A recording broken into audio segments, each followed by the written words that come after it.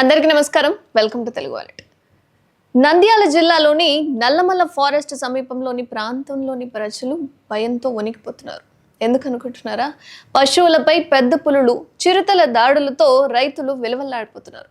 ఇప్పటికే పదుల సంఖ్యలో ఆవుల మృత్యువాత పడడంతో పొలాల వద్ద పశువులు ఉన్న రైతులు నిద్రలేని రాత్రులు గడుపుతున్నారు. ఎప్పుడు ఎటువైపు నుంచి క్రూర మృగం వచ్చి దాడి చేస్తుందోనని భయంలో బ్రతికేస్తున్నారు. ఇక వెలుగోడు పట్టణ శివారులోని ప్రజలు వరుసగా పెద్ద పులి దాడులతో బెంబేలెత్తిపోతున్నారు.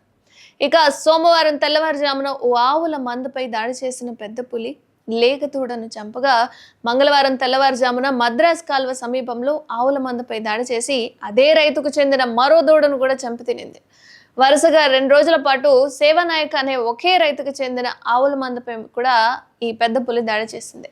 స్థానిక రైతులను ఇక కలవర పెడుతోంది కూడా.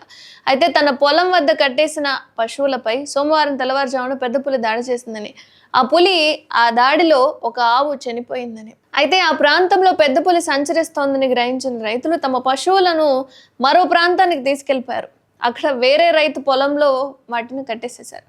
అయితే ప్లేస్ మారిస్తే పులి రాదనుకున్నారు. కానీ మంగళవారం తెల్లవారుజామున అక్కడికి కూడా వచ్చిన పులి అదే రైతుకు చెందిన ఆవుల మందపై దాడి చేసి మరో లేగదూడను కూడా చంపేసింది. పులిని చూసిన రైతులు కేకలు వేయడంతో అది అక్కడి నుంచి పారిపోయింది.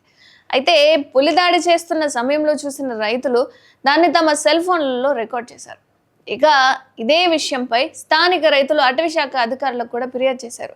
పులులు, చిరుతల బారి నుంచి తమను రక్షించాలని వేడుకుంటున్నారు. అయితే చిరుతలు కానీ పెద్ద పులులు కానీ ఈ సంచారంతో అప్రమత్తమైన అధికారులు స్థానిక రైతులు ఎవరు ఒంటరిగా అసలు బయటికి వెళ్ళొద్దని హెచ్చరికలు జారీ చేశారు. ముఖ్యంగా రాత్రి సమయాల్లో పొలాల వద్ద ఉండొద్దని, గుంపులుగానే ప్రజలు బయటికి వెళ్లాలని సూచిస్తున్నారు.